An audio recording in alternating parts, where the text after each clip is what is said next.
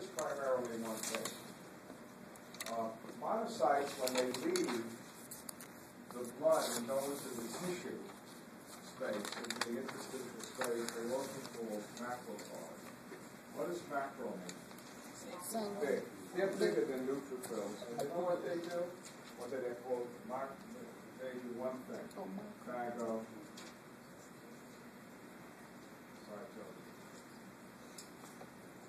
How many monocytes do you have in your blood normally?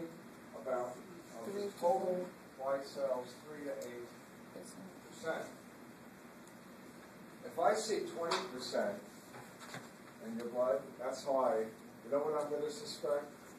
A particular disease called mononucleosis. You heard of mononucleosis? But it could be other diseases. You know what monocytes do most of the time? You ready? Here's a battle. Okay, this side of the class, you're neutrophils, right?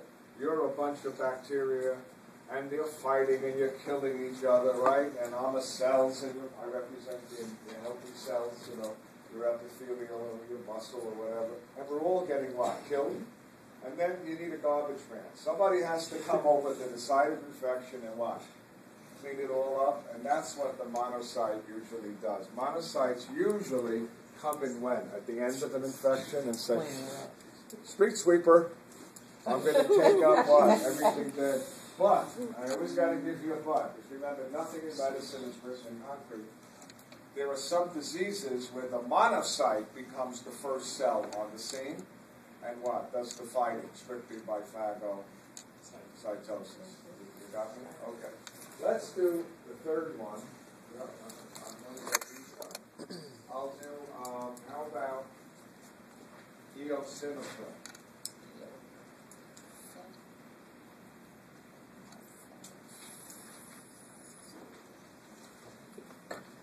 Very few.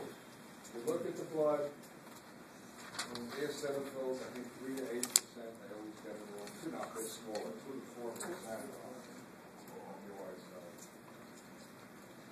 And here's one of the main things they do. One, they release a nice chemical. You ready? You know what they release? They release. They do all the things it does.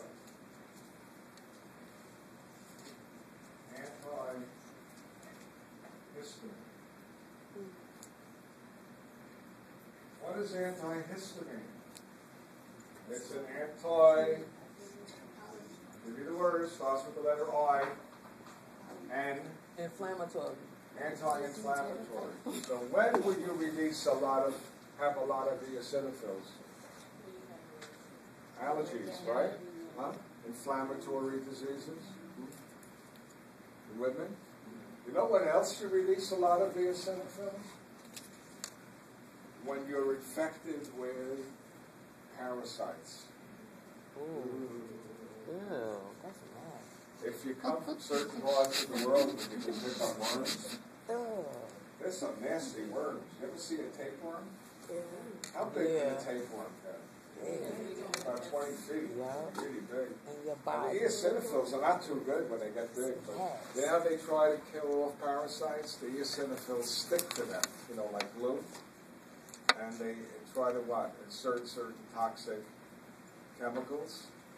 So you see a lot of them in what? Parasitic infections. And here's the big one. You will see in the hospital, you all going to see this?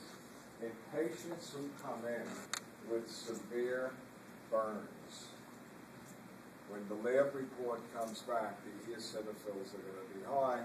You'll show it to the doctor, and he'll say that's okay. Because you know what happens when you get burnt?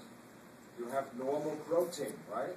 But when you heat it, like the egg, you know, when you heat an egg in a frying pan, you know how the white changes color? Yeah. When you heat your own proteins, they what? All change shape, and your body sees them not as normal, but as foreign. You with me? Mm-hmm. And that sets up an allergic reaction of some sort, and the eosinophil count goes up.